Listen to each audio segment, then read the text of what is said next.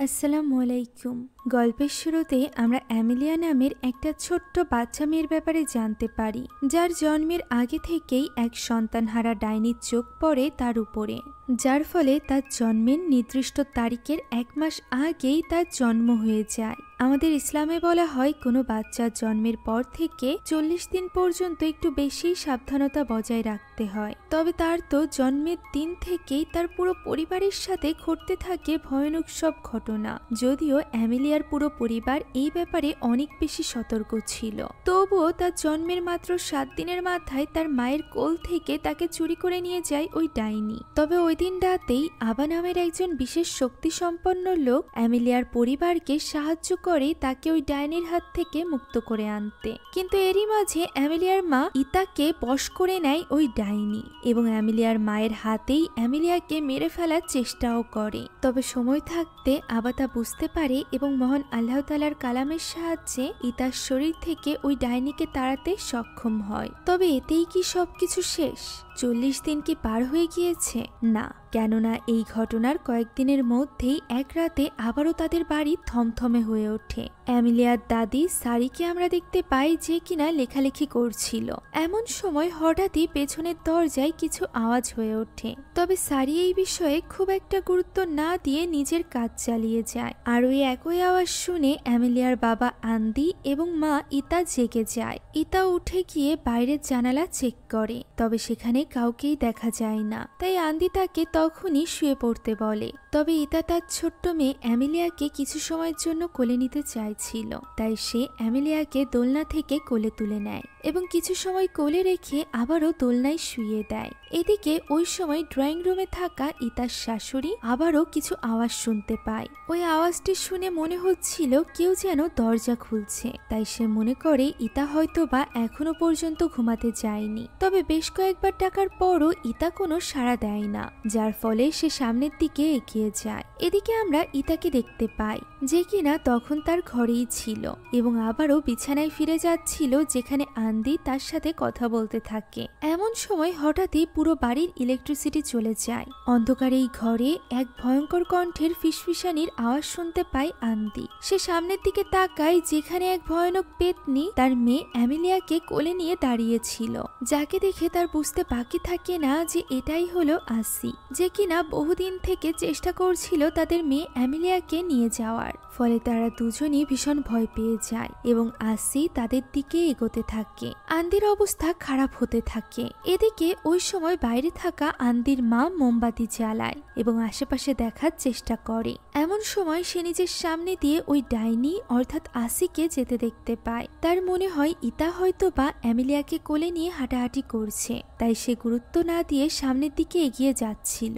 এমন সময় পেছন থেকে ফিসফিসানির একটি গানের সুর ভেসে আসে। এই গানের সুর তার চেনা। এর আগেও নামাজের মধ্যে আসি তাকে এই গান গাইয়ে ভয় দেখিয়েছিল, যে কারণে সে বুঝতে পারে যে অ্যামেলিয়াকে কোলে নিয়ে সেখানে ইতা নয় বরং আসি গান গাইছে। ফলে ভীষণ ভয় পেয়ে যায় সে। তাই তো সে আসির আত্মার কাছে জানতে চায় যে ইতা কোথায়, সে তার নাতনিকে নিয়ে কোথায় যাচ্ছে। এই প্রশ্ন করা মাত্রই আসি প্রচন্ড রেগে যায় এবং তার দিকে তাকায়, যার ফলে তার হাতে থাকা মোমবাতিটি নিচে পড়ে যায়। এরপর আসি তার দিকে চিৎকার করতে করতে তেড়ে আসে। সে সামনের দিকে এগোতে দেখতে পায় সামনে পড়ে আছে তার ছেলে এবং পুত্রবধূর লাশ।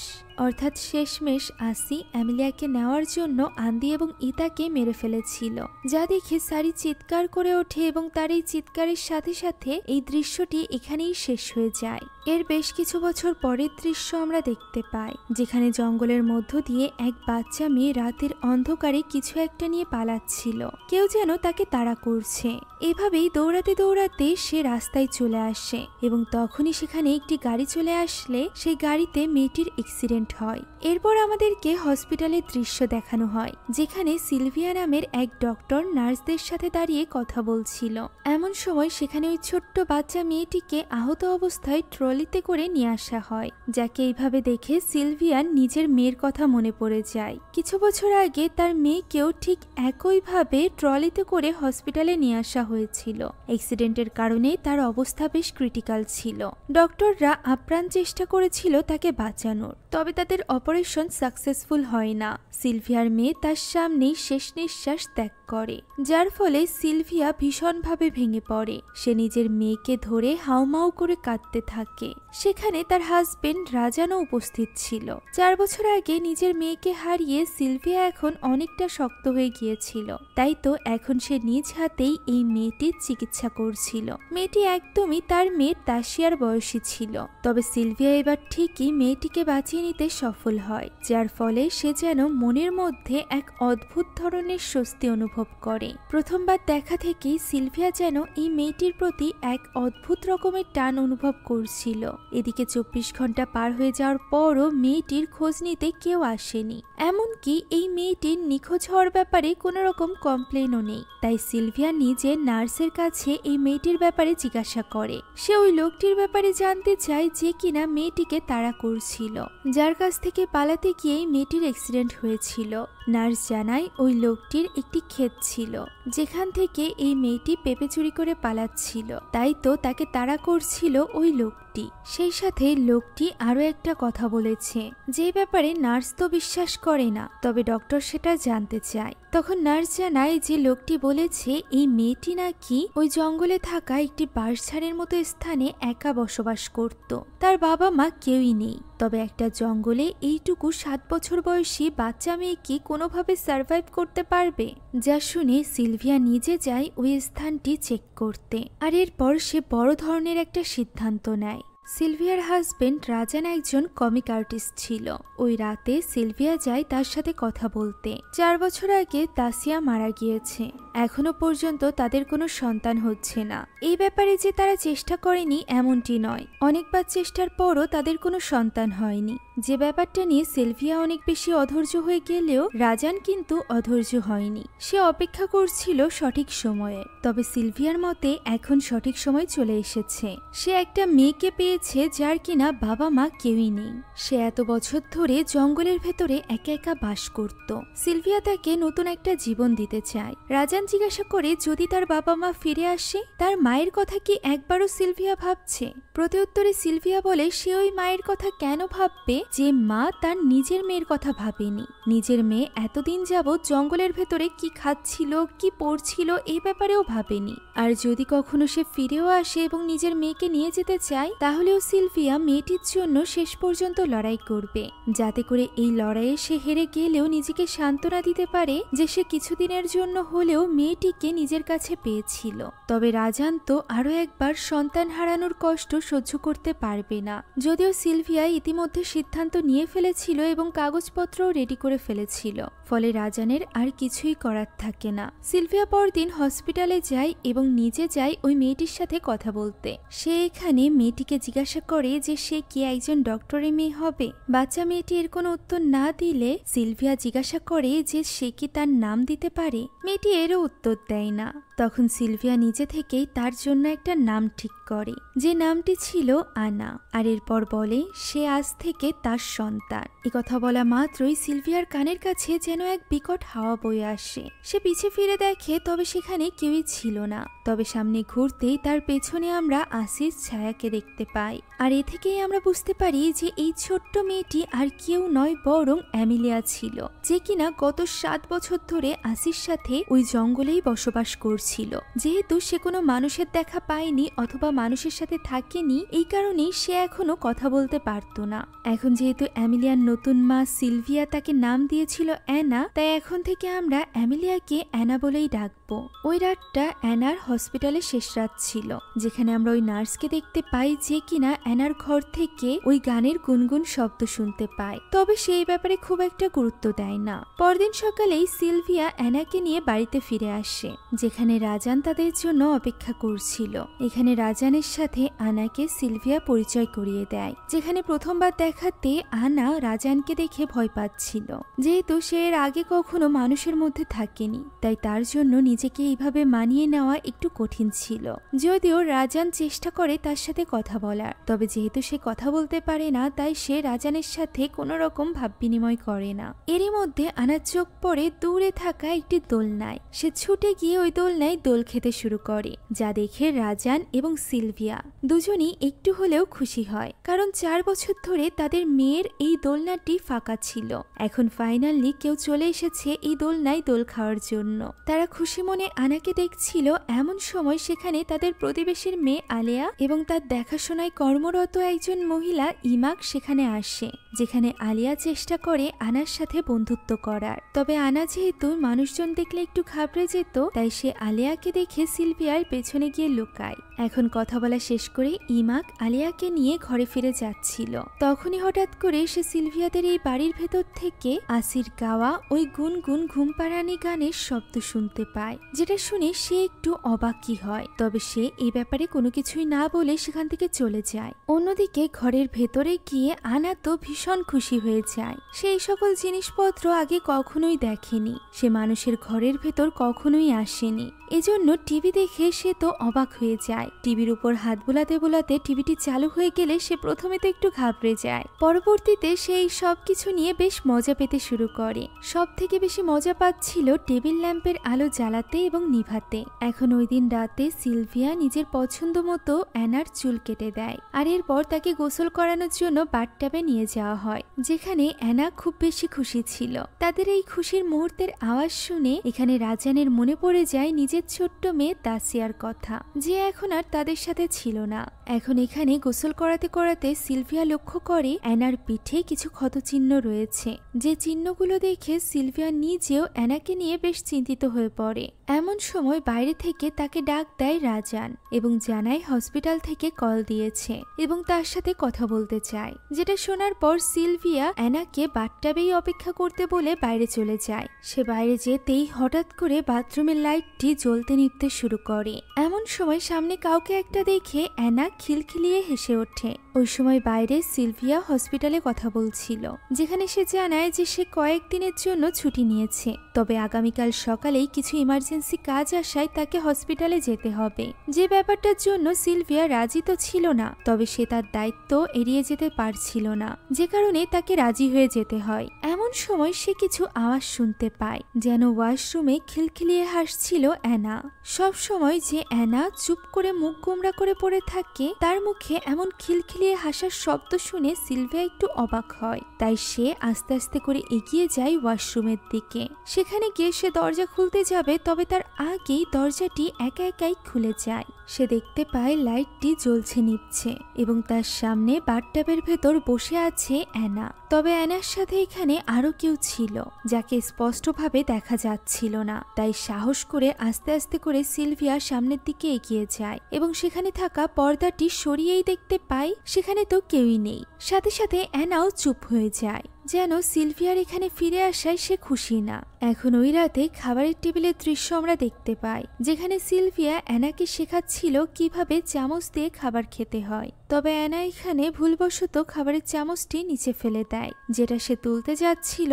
এমন সময় হঠাৎই পেছনে সে কিছু একটা দেখতে পায়। অন্ধকারের মধ্যে কাউকে একটা দেখে সে এত বেশি খুশি হয়ে যায় যে সে খাবারের প্লেট নিয়ে দৌড়ে চলে যায় ওই অন্ধকারের ভেতরে এবং সেখানে বসে খুবই অদ্ভুতভাবে 2 হাত দিয়ে খাবার খেতে শুরু করে। পাশে বসে থাকা কাউকে দেখে সে যেন অনেক বেশি খুশি হচ্ছিল, যাকে খালি চোখে দেখতে পারছিল না সিলভিয়া এবং রাজান। তার এই ব্যবহারে দুজনই বেশ অবাক হয়। এখন ওই রাতে ঘুম পাড়ানোর সময় আনাকে সিলভিয়া পুরো আঙ্গুলের গল্প শোনায়। সে সবগুলো আঙুলকে একে একে আনার সাথে পরিচয় করিয়ে দেয়, আর এরপর বলে যেমন বৃদ্ধ আঙ্গুল অর্থাৎ থাম ছাড়া বাকি আঙুলগুলো দুঃখী এবং একা ফিল করে, ঠিক তেমনই থামও বাকি আঙুল ছাড়া একা ফিল করে। আর হাতের পাঞ্জা মুট করার সময় থামই হাতকে শক্ত করে রাখে, সবাইকে প্রোটেক্ট করে, ঠিক যেভাবে একজন মা তার সন্তানকে প্রোটেক্ট করে, যেভাবে সিলভিয়া এখন থেকে আনাকে প্রোটেক্ট করবে। সে এখানে আনাকে প্রমিস করে যে সে সব সময় আনার পাশে থাকবে, তাকে সবকিছু থেকে রক্ষা করবে। সে এখানে বৃদ্ধ আঙুল দিয়ে মাদার প্রমিস করাও শেখায়, যেটা দেখে আনা বেশ আশ্চর্য হয়। আর এরপর তাকে ঘুমাতে বলে সিলভিয়া ওই ঘর থেকে চলে যায়। আনা তখন বারবার টেবিল ল্যাম্পটি জ্বালাতে নিভাতে শুরু করে এবং খুশিতে হাসতে থাকে, এবং তাকে দেখে খুশি হচ্ছিল এই ঘরেরই এক কোনায় বসে থাকা আসির আত্মা। পরদিন সকালে ইচ্ছা না থাকা সত্ত্বেও সিলভিয়াকে যেতে হয় হসপিটালে। বাড়ি থেকে বেরোনোর সময় তার দেখা হয় আলিয়া এবং ইমাকের সাথে, যাদেরকে বিদায় জানিয়ে সে সেখান থেকে রওনা দেয়। ওই সময় ইমাক তাদের বাড়ির জানালায় আসির আত্মাকে দেখতে পায়, তবে পর মুহূর্তেই সেখানে কাউকেই দেখা যায় না। এদিকে রাজান গিয়ে দাঁড়ায় আনার কাছে, যে কিনা দোলনায় দোল খাচ্ছিল। তবে আনা এখানে অদ্ভুতভাবে আশেপাশে তাকিয়ে হাসছিল, যেন সে সেখানে কিছু একটা দেখতে পারছে অথবা কাউকে একটা দেখতে পারছে, যাকে রাজান দেখতে পারছিল না। যে কারণে রাজান একটু অবাক হয় এবং আনাকে জিজ্ঞাসা করে যে এখানে কি আছে। এমন সময় ভেতর থেকে ফোন আসার শব্দ হতে থাকে, যা শুনে রাজান তখনই ভেতরে চলে আসে কথা বলার জন্য। তবে সে আসার আগে আনাকে বলে সে যেন এখান থেকে কোথাও না যায়। ভেতরে কথা বলতে বলতে সে হঠাৎ করেই দেখতে পায় বাইরে আনা অনেক জোরে জোরে দোল খাচ্ছে, যা দেখে রাজান অনেক বেশি ঘাবড়ে যায়। সে তখনই দৌড়ে চলে যায় আনার কাছে। এদিকে আমরা জানালার কাছে দেখতে পাই যে সেখানে আনা একা নয়, বরং তাকে এইভাবে জোরে জোরে দোল দিচ্ছিল আসি। তবে রাজান সেখানে পৌঁছানো মাত্রই এই জোরে জোরে দোলনার দোল যেন থেমে যায়, যা দেখে রাজান একটু অবাক হয় এবং আনাকে জিজ্ঞাসা করে যে সে ঠিক আছে কিনা। এমন সময় তাদের প্রতিবেশীর মেয়ে আলিয়া রাজানের কাছে জানতে চায় যে সে আনার সাথে কিছু সময় খেলতে পারবে কিনা। রাজানও এখানে অনুমতি দিয়ে দেয়, যার ফলে আলিয়ার বাড়িতে বসে আনা এবং আলিয়া খেলতে থাকে। আলিয়া এখানে নিজের পোষা ছোট্ট একটা মুরগির ছানা দেখায়, যে ছানাটিকে সে অনেক বেশি ভালোবাসত। ওই সময় মুরগির ছানাটিকে আদর করতে করতে আনা গুনগুন করে গান গাইতে থাকে। তার মুখে এই গান শুনে ইমাক যেন অবাক হয়ে যায়। সে আনাকে জিজ্ঞাসা করে যে সে এই গান কোথায় শুনেছে, তবে আনা এই কথার কোনো জবাব দেয় না, বরং সে তার এই কথা এড়িয়ে যায়। যেটা বুঝতে পেরে ইমাক সেখান থেকে চলে যাচ্ছিল, এমন সময় সে জানালার রিফ্লেকশনে সেখানে আসিকে দেখতে পায়, যে কিনা সেখানেই দাঁড়িয়ে আনার মাথায় হাত বুলাচ্ছিল, যা দেখে ইমাক একেবারেই হতবাক হয়ে যায়, কেননা খালি চোখে আসিকে দেখা যাচ্ছিল না। ফলে ইমাক আনাকে নিয়ে ভীষণ ভয় পেয়ে যায়। এমন সময় সেখানে চলে আসে রাজান আনাকে নেওয়ার জন্য। সে আনাকে ভেতরে নিয়ে খাবার খেতে দিয়ে নিজে চলে যায় কাজ করতে। সে পাশেই বসে কাজ করছিল, তবে আনা এখানে মন খারাপ করে টেবিলেই বসেছিল। এমন সময় সে হয়তোবা আসির আত্মাকে দেখতে পায় এবং হাসতে শুরু করে। কিছুক্ষণ পর রাজান লক্ষ্য করে আনা ওই টেবিলে বসা নেই। সে আনাকে আশেপাশে খুঁজতে থাকে, তবে তাকে কোথাও পায় না। বাইরে কিছু আওয়াজ শুনে সে বাইরে যায়, তবে সেখানেও আনাকে পাওয়া যায় না। এমন সময় দরজায় শব্দ হয়। সিলভিয়া হসপিটাল থেকে ফিরে এসেছিল এবং রাজানকে ডাকছিল, যা শুনে রাজান সেখান থেকে চলে গেলে আমরা দেখতে পাই আনা তো সেখানেই বসে খাবার খাচ্ছে এবং তার পাশে বসে আসির আত্মা মুরগির বাচ্চা খাচ্ছে। হ্যাঁ, এটা আলিয়ার পোষা ওই মুরগির বাচ্চাটি ছিল, যেটা খুঁজতে তখনই ছোট্ট আলিয়া আনাদের বাড়িতে চলে আসে এবং সিলভিয়াকে বলে যে আনা তার মুরগি চুরি করে নিয়ে এসেছে, যা শুনে সিলভিয়া অবাক হয়ে যায়। তখনই ইমাক সেখানে এসে আলিয়াকে সেখান থেকে নিয়ে যায়। সিলভিয়া রাজানের কাছে জানতে চায় আনা কোথায়, তবে রাজানের কাছে তো এই কথার কোনো জবাব ছিল না। এমন সময় আনা সেখানে চলে আসে, যার মুখে হাতে অনেক ময়লা ছিল, যা দেখে রাজান জানতে চায় যে সে কোথায় ছিল। তবে সিলভিয়া এখন এই ব্যাপারে কোনো প্রশ্নই করতে চাইছিল না, তাই সে রাজানকে কোনো রকম প্রশ্ন করতে মানা করে আনাকে নিয়ে যায় পরিষ্কার করাতে। এই ঘটনায় রাজানের আনাকে নিয়ে বেশ চিন্তা হচ্ছিল, তবে সিলভিয়া এখানে আনাকে বোঝায় যে তার যদি বাইরে কোথাও খেলতে যেতে মনে চায়, তাহলে সে তার বাবা অথবা মাকে বলে বাইরে যেতে পারে। আর এই ব্যাপারে সে আনাকে প্রমিসও করতে বলে। আনাও এখানে প্রমিস করে যে সে বাইরে যেতে হলে তাদেরকে বলে যাবে। আর এরপর সে গুনগুন করে ওই সুরটা গাইতে থাকে, যেটা আসির গান ছিল। এমন সময় পরিবেশ যেন থমথমে হয়ে ওঠে। বাইরে বিদ্যুৎ চমকাতে শুরু করে, যা দেখে জানালার কাছে এগিয়ে যায় সিলভিয়া। সে এখানে বাইরে গাছের কাছে আসিকে দেখতে পায়, তবে পর মুহূর্তেই তাকে দেখা যায় না, যার ফলে সেই ব্যাপারটাকে গুরুত্ব না দিয়ে তখনই বেরিয়ে যায় পাশের বাড়ি অর্থাৎ আলিয়ার বাড়ির উদ্দেশ্যে। সেখানে গিয়ে সে ইমাকের সাথে কথা বলতে চায়। সে ইমাককে বলে আলিয়ার নিশ্চয়ই কোনো ভুল হচ্ছে, আনা তাদের বাড়ি থেকে মুরগির বাচ্চা চুরি করেনি। ইমাক বলে সে জানে আনা এটা চুরি করেনি। একথা বলে ইমাক কলাপাতা দিয়ে ঢেকে পাত্রে করে কিছু একটা সিলভিয়ার হাতে দেয় এবং বলে এটা তাদের বাড়িতে নিয়ে গিয়ে রাখতে। সিলভিয়া জিজ্ঞাসা করে কেন? উত্তরে ইমাক বলে হয়তোবা কারোর এটা খেতে ইচ্ছা হতে পারে। যা শুনে সিলভিয়া একটু অবাক হয়। এখানে ইমাক গুনগুন করে ওই গানটি গাইছিল। যা শুনে সিলভিয়া জিজ্ঞাসা করে এই গানটি সে কোথায় শুনেছে। তবে ইমাক এই কথার কোনো উত্তর দেওয়ার আগেই দৃশ্যটি পরিবর্তিত হয়ে যায় এবং আমরা রাজানকে তাদের রান্নাঘরে দেখতে পাই, যেখান থেকে সে বাইরে আনার প্লেট দেখতে পায় এবং সেখানে গিয়ে দেখতে পাই আনার প্লেটের উপর পড়ে আছে বাচ্চা মুরগির পশম এবং নাড়ি ভুঁড়ি। যা দেখে সে বেশ অবাক হয়ে যায় এবং এই ব্যাপারে কথা বলতে চলে যায় সিলভিয়ার কাছে। সিলভিয়া তখন মাত্রই আলিয়ার বাড়ি থেকে এসেছিল। সে এখানে রাজানের সাথে কোনো রকম কথা বাড়াতে চায় না, বরং সে রাজানের হাতে ওই প্লেটটি দিয়ে ঘরে চলে যায় শুতে। সে এমনিতেই অনেক বেশি ক্লান্ত ছিল। রাজান এখানে রান্নাঘরে নিয়ে গিয়ে ওই প্লেটটি রাখার সময় দেখতে পায় সেখানে একটা মরা মুরগি এবং সেই সাথে দু একটা ফল এবং ফুল রয়েছে। যা দেখে রাজান বেশ অবাক হয়। দেখে মনে হচ্ছিল ইমাক যেন আসিকে খাবার উৎসর্গ করছে। যেহেতু এই ব্যাপারে রাজান কোনো কিছু বুঝতেই পারে না, তাই সে আবারও কাজে ফিরে যায়। কাজের মাঝখানেই সে আনার ঘর থেকে কিছু আওয়াজ শুনতে পায়। যা শুনে সে আনার ঘরে যায়, যেখানে একটি আলমারি থেকে এই আওয়াজটি আসছিল, যে কারণে সে আলমারির দরজা খুলে চেক করে। তবে ভেতরে তো কিছুই ছিল না আওয়াজ আসার মতো। সে আলমারির নিচেও চেক করে। এমন সময় আমরা দেখতে পাই আলমারির উপর পা ঝুলিয়ে বসে আছে আসি এবং তার কোলে আলমারির উপরেই শুয়ে আছে আনা। আসিকে না দেখতে পারলেও রাজান এখানে আনাকে আলমারির উপরে দেখে বেশ ঘাবড়ে যায়। সে দ্রুত একটি চেয়ার টেনে আনাকে উপর থেকে নামিয়ে আনে এবং খাটে নিয়ে শুইয়ে দেয়। যে ব্যাপারটা নিয়ে আসির আত্মা খুব একটা খুশি হয় না। সে আলমারির উপর থেকেই রাগী চোখে রাজানকে দেখতে থাকে।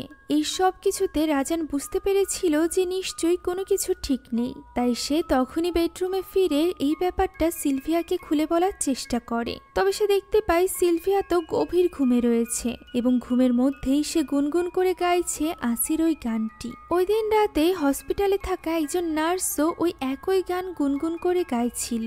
যে জিনিসটা শুনতে পায় নার্স রীতা। এই নার্সই মূলত আনার দেখাশোনার দায়িত্বে ছিল। সে আনার ঘর থেকেই এই গানের গুনগুন শব্দ শুনেছিল, তাই সে এখানে নতুন আসা এই নার্সটির কাছে এই গানের ব্যাপারে জিজ্ঞাসা করে। অন্যদিকে এই গানটি শেখার আপ্রাণ চেষ্টা করছিল সিলভিয়া। তাকে এইভাবে এই গান গাইতে দেখে আনাও ভীষণ খুশি ছিল। এতে করে তাদের দুজনের সম্পর্ক আরো বেশি গাঢ় হচ্ছিল। আনাও যেন ধীরে ধীরে সিলভিয়াকে নিজের মা হিসাবে গ্রহণ করে নিচ্ছে, যে ব্যাপারটা দেখে রাজানেরও বেশ ভালো লাগে। এদিকে হসপিটালে বসেও সিলভিয়া ওই গানই গুনগুন করে গাইছিল। তখন তার রুমে আসে নার্স রীতা, যে কিনা তার গানে বলা একটা শব্দ ঠিক করে দেয়। যা শুনে সিলভিয়া তার কাছে জানতে চায় যে সে এই গান কোথা থেকে শিখলো। রীতা জানায় সে একজন নার্সের কাছ থেকে এই গানটি শিখেছে, তবে তার আগেও সে কোথাও একটা এই গান শুনেছে, তবে কোথায় তা মনে পড়ছে না। তখন সিলভিয়া জানায় সে এই গান আনার কাছ থেকে শুনেছে, এটা তার পছন্দের গান। যা শুনে নার্স রীতার মনে যেন একটা খটকা লাগে। খটকা তো লেগেছিল রাজানের মনেও। তবে যেহেতু আনা তার প্রশ্নের উত্তর দিতে পারবে না, তাই সে আঁকার মাধ্যমে আনার কাছে জিজ্ঞাসা করে যে তার ঘরের আলমারির উপর কাল রাতে সে শুয়েছিল, তবে তার পক্ষে এত উঁচু আলমারিতে পৌঁছানো সম্ভব ছিল না। তাহলে সে সেখানে কিভাবে পৌঁছালো? কেননা রাজানের মতো বড় মানুষেরও চেয়ার লেগেছিল তাকে সেখান থেকে নামাতে। রাজান আরো জিজ্ঞাসা করে যে সেই কি আলিয়ার মুরগির বাচ্চা নিয়েছিল কিনা। একথা শুনে আনা সেখান থেকে চলে যেতে চাইলে রাজান তাকে আশ্বাস দেয় যে সে তার উপর রাগ করবে না। আর এরপর সে তাকে একটা পাশের টেবিলে বসায় এবং একটি কলম দিয়ে বলে সে যেন একে তাকে জানায় যে সে ওই আলমারির উপর কিভাবে পৌঁছালো। একথা বলতেই হঠাৎ করে দরজায় নক হয়। সেখানে গিয়ে রাজান দেখতে পায় ইমাক এসেছে। ইমাক গতরাতে দেওয়া ওই প্লেটটি নিতে এসেছিল, তবে রাজান তাকে সেখানে দাঁড়াতে বললেও সে ভেতরে প্রবেশ করে। রাজান চলে যায় রান্নাঘরে ইমাকের প্লেটটা আনতে, যেখানে গিয়ে সে অবাক হয়ে যায়, কেননা প্লেটের অবস্থা দেখে মনে হচ্ছিল প্লেটে দেওয়া খাবার কেউ খেয়ে ফেলেছে। এই বাড়িতে কাঁচা মুরগি কে খাবে? এটা দেখে রাজান একটু অবাক হয়, তবে আপাতত তাকে এই প্লেটটিকে ইমাককে দিয়ে দিতে হবে, তাই সে সেটা ধুতে আরম্ভ করে। এদিকে আমরা ইমাককে দেখতে পাই যে কিনা একটা আলমারির সামনে দাঁড়িয়ে কাজ কাসিকে ডাকছিল। কাসি হলো আসিরই পুরো নাম। হয়তোবা ইমাক তাকে চেনে, তবে আপাতত তাকে কিভাবে চেনে এটা আমরা জানতে পারি না, কেননা সেখানে রাজান আসা মাত্রই ইমাক চুপ হয়ে যায় এবং প্লেটটি নিয়ে তখনই ওই বাড়ি থেকে বেরিয়ে যায়। সে যেতেই রাজান ফিরে আসে আনার কাছে, যে কিনা অলরেডি ঘুমিয়ে পড়েছিল। এখানে সে ঘুমানোর আগে আলমারির উপর নিজের সাথে সাথে আসিকেও এঁকেছিল, যা দেখে রাজান একটু অবাক হয়। এমন সময় ওইখানে থাকা কলমটি নড়তে আরম্ভ করে, সেটা নিচে পড়ে যায় এবং সোজা চলে যায় ওই আলমারিটির দিকে। যেদিকে তাকাতেই রাজান দেখতে পায় সেখানে আস্তে আস্তে করে আসির আত্মা ভেসে উঠছে। এই ভয়ানক দৃশ্য দেখে রাজান এত বেশি ঘাবড়ে যায় যে সে তখনই আনাকে কোলে নিয়ে দৌড়ে চলে যায় ঘরে। পেছন থেকে আসির আত্মা চিৎকার করে বলতে থাকে, এটি আমার মেয়ে। তবে রাজান কোনো কিছু না শুনে আনাকে জড়িয়ে ধরে ঘরেরই এক কোনায় বসে থাকে। এভাবেই কেটে যায় বেশ কয়েক ঘন্টা। এভাবে বসে থাকতে থাকতে সে সেখানেই ঘুমিয়ে পড়ে।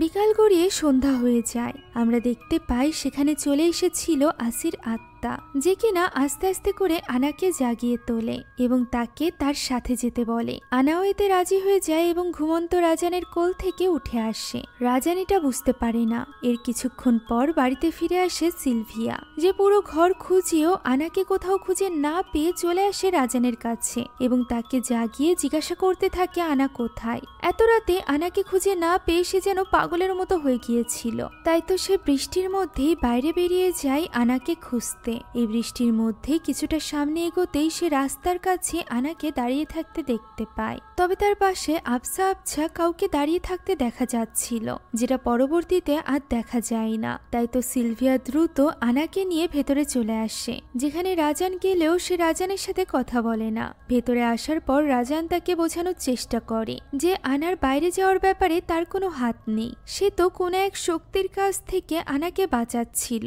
তবে সিলভিয়ার মনে হচ্ছিল রাজান হয়তো বা এখনো পর্যন্ত আনাকে নিজের সন্তান হিসাবে গ্রহণই করতে পারেনি। একবার নিজেদের ভুলের কারণে তারা তাসিয়াকে হারিয়েছে। 4 বছর আগে এই রাস্তাতেই তাসিয়ার অ্যাক্সিডেন্ট হয়েছিল, যে কারণে তার মনে হতে থাকে আনার ব্যাপারে হয়তো বা রাজান এখনো সতর্ক নয়। সে আনাকে নিজের সন্তান হিসাবে গ্রহণই করতে পারেনি। আনাকে রক্ষার জন্য সে কোনো রকম দায়িত্বই পালন করছে না। এই কথাগুলো শুনে রাজানেরও বেশ খারাপ লাগে, কারণ সে তার জায়গা থেকে যথেষ্ট চেষ্টা করছিল। তবে সিলভিয়ার কাছে আত্মার এই কথাটি একেবারেই একটা নাটকের মতো মনে হচ্ছিল, যাতে করে রাজানের গায়ে কোনো দোষ না যায়। এই সব কিছু ভেবে সিলভিয়া অনেক বেশি ইমোশনাল হয়ে পড়ে, যা দেখে আনারও খারাপ লাগে। তাই সে সিলভিয়ার চোখের পানি মুছে তাকে জড়িয়ে ধরে। এদিকে রাজান দোষ না করেও দোষী হয়ে দাঁড়িয়ে থাকে। ওই রাতে ঘুমানোর আগে আনাকে গোসল করানোর সময় সিলভিয়া তাকে আবারও ওই গান গেয়ে শোনাচ্ছিল। এমন সময় বাথরুমের বেসিন থেকে পানি পড়তে শুরু করে। মুহূর্তের মধ্যেই ওই পানি রক্তের বর্ণ ধারণ করে। তবে সিলভিয়া ওই পানিতে হাত দিতেই সেটা স্বাভাবিক হয়ে যায়। তাই সে দ্রুত পানির ট্যাপটি বন্ধ করে দেয়। এমন সময় আয়নায় দেখা যায় আসি তার পাশে চলে এসেছে, যে কিনা সিলভিয়াকে ধাক্কা দিয়ে ফেলে দেয়। এতে করে বাথট্যাবে তার মাথায় আঘাত লাগে এবং তার মাথা কেটে যায়। রাজান সেখানে চলে আসে এবং তাকে সামলে নেয়। এই ঘটনাতেও সিলভিয়ার মনে হচ্ছিল যে বাথরুম ভিজা ছিল, এ কারণেই সে স্লিপ করে পড়ে গিয়েছে।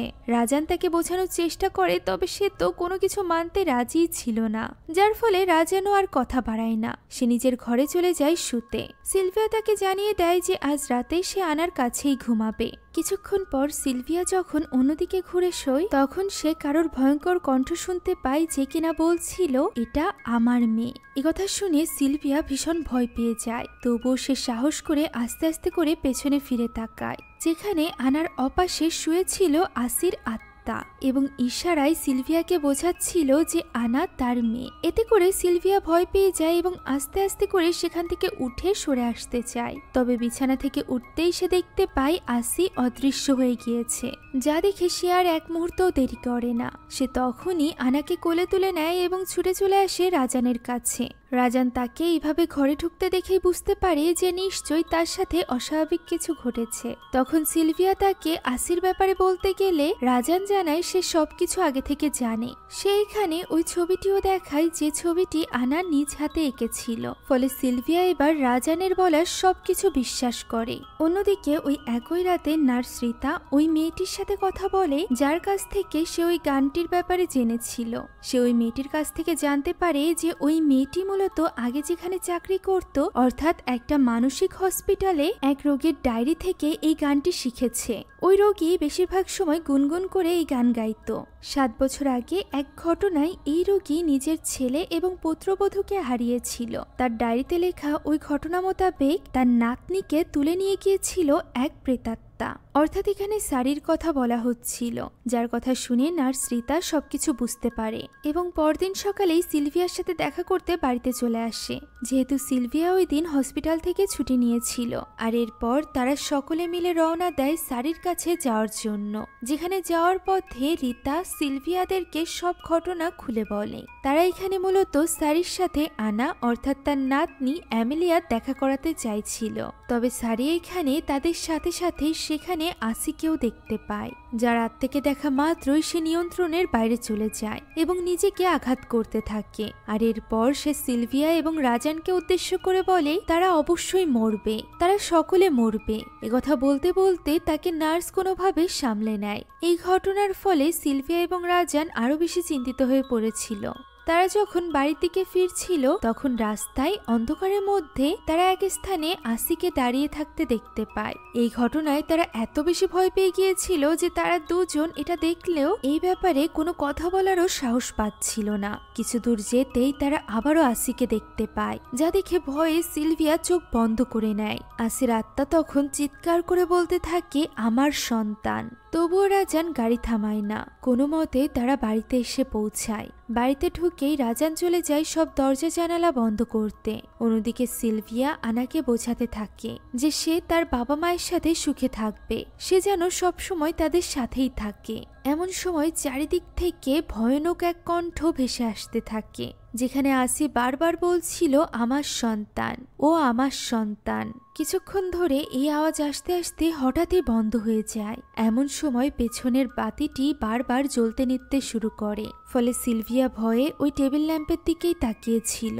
এটা একটু ঠিক হলে সে যখনই আনার দিকে ফিরে তাকায় তখনই সেখানে চলে আসে আসি, যার ফলে ভয়ে সে দূরে গিয়ে ছুটে পড়ে। এমন সময় আসি আনার পেছন থেকে বেরিয়ে আসে এবং তাকে ধরে আমার সন্তান বলে চিৎকার করতে থাকে। সিলভিয়াও এখানে থেমে থাকে না, সে সমানে আনাকে তার হাত থেকে ছাড়িয়ে নেওয়ার চেষ্টা করছিল এবং চিৎকার করে বলছিল আনা তার সন্তান।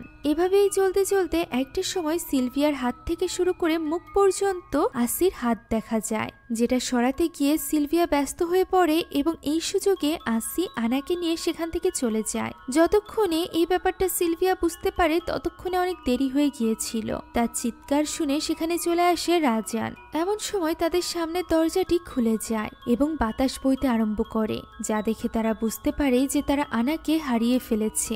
ওই শয়তানি শক্তি আনাকে নিয়ে বাইরে কোথাও চলে গিয়েছে।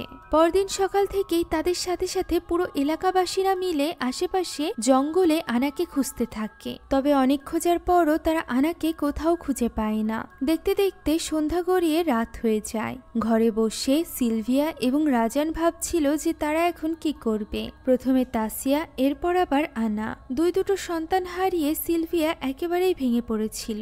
এমন সময় আশেপাশের লাইটগুলো ফ্লিকার করতে শুরু করে। এই জ্বলতে নিভতে থাকা লাইট দেখে সিলভিয়া বুঝতে পারে যে আশেপাশে নিশ্চয়ই আসির আত্মা আছে। এর মানে হলো আশেপাশে নিশ্চয়ই আনা আছে।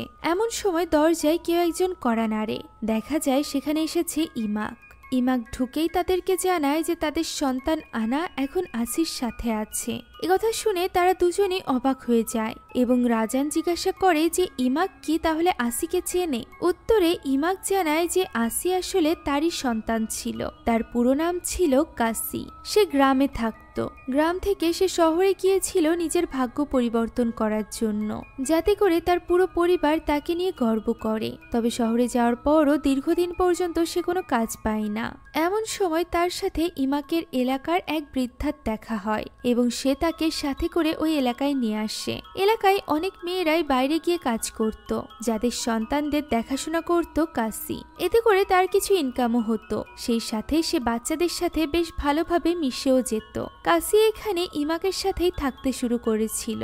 ইমাক তার জন্য তার মায়ের মতো ছিল।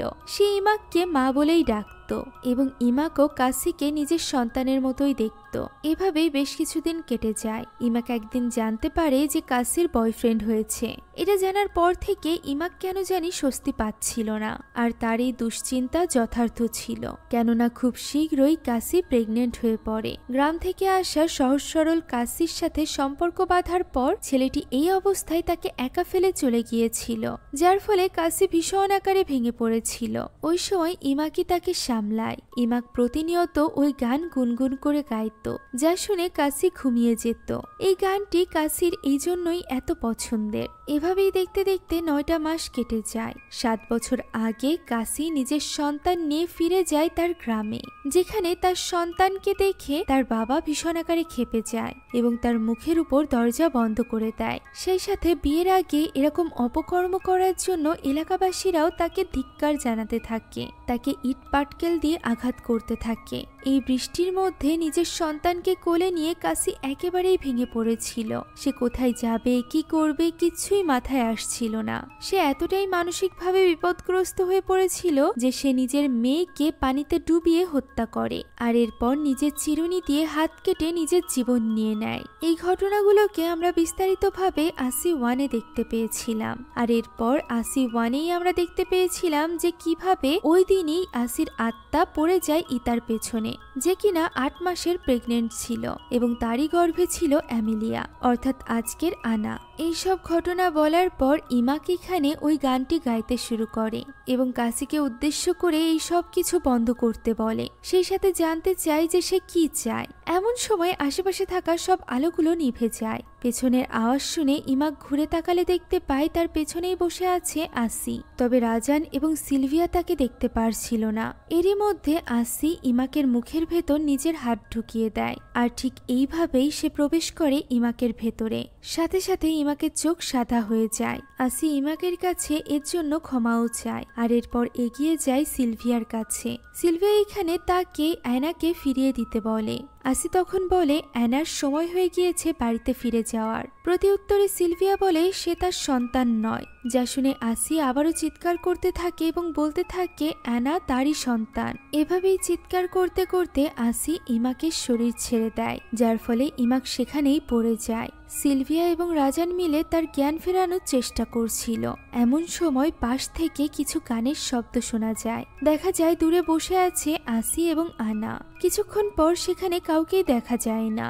এই আওয়াজটি পাশের ঘরের আলমারির ভেতর থেকে আসছিল, অর্থাৎ আনার ঘরের আলমারির ভেতর থেকে, যেটা শুনে তারা সেখানে ছুটে যায় এবং আলমারি খুলতেই তার মধ্যে আনাকে খুঁজে পায়। আনাকে পাওয়া মাত্রই রাজান চাইছিল সে সকলকে নিয়ে এই বাড়ি থেকে বেরিয়ে যাবে। তখন ইমাক তার ভুল ভাঙায় যে সমস্যা এই বাড়িতে নয়, বরং আনা যেখানেই যাবে তার পিছু পিছু আসিও সেখানে যাবে। তারা ডাইনিং এরিয়াতে বসেছিল, এমন সময় পাশের ঘর থেকে আওয়াজ আসতে শুরু করে। পাশের দেওয়ালে থাকা ছবিটি আস্তে আস্তে খুলে আসছিল, যা দেখতে ইমাক এবং রাজান সেদিকে এগিয়ে যায়। অন্যদিকে আনাকে নিয়ে বসে থাকে সিলভিয়া।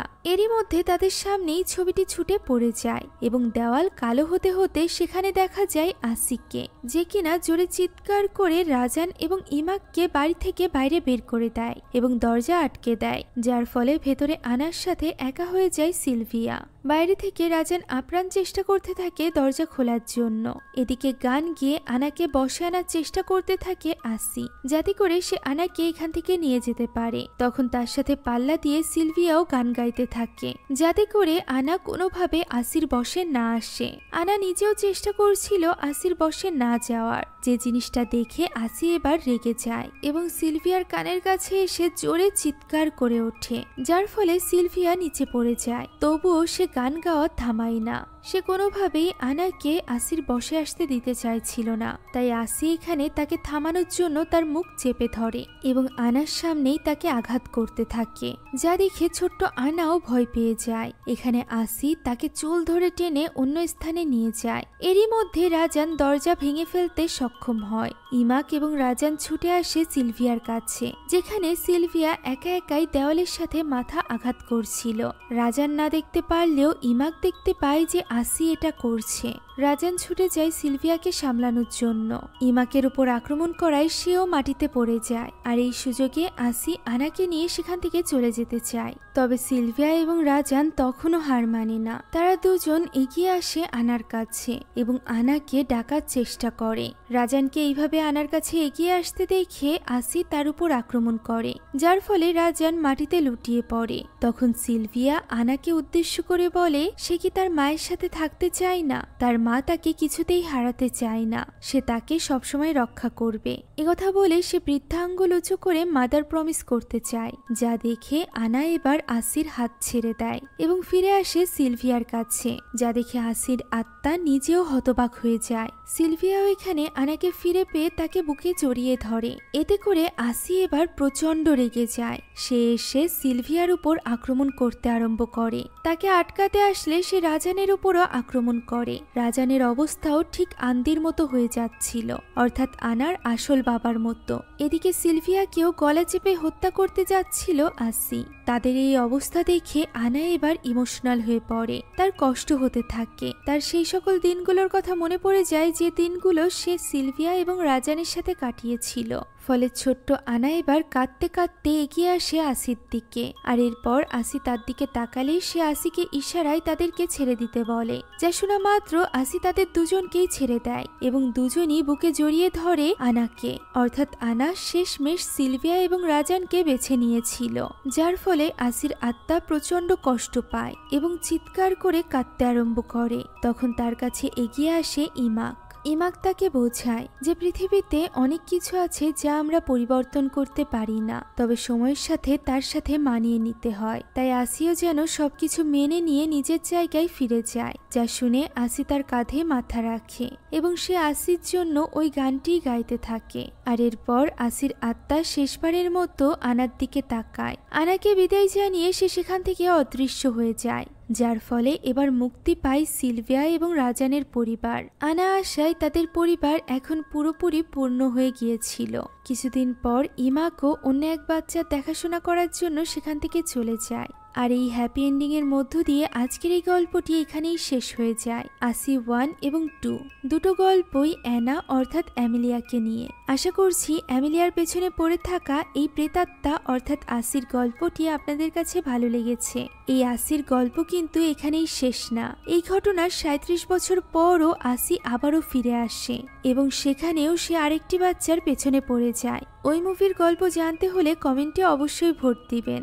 এছাড়া এই সম্পূর্ণ মুভিটি আমাদের টেলিগ্রাম চ্যানেলে আপলোড দেওয়া আছে। মুভিটি দেখতে চাইলে কমেন্ট বক্সে দেওয়া লিঙ্ক থেকে জয়েন করুন আমাদের টেলিগ্রাম চ্যানেলে। Thank you so much for watching this video. আল্লাহ হাফেজ।